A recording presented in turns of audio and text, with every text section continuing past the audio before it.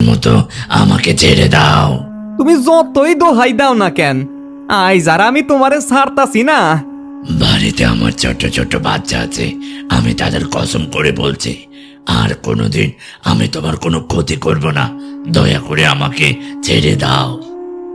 শুধু আমার জ্ঞান, আর কোনোদিন যদি তুমি এই গ্রামের আশেপাশে কারো ক্ষতি করার চেষ্টা করো, তাহলে সেদিনই তোমারে আমি আগুনে পুরায় মার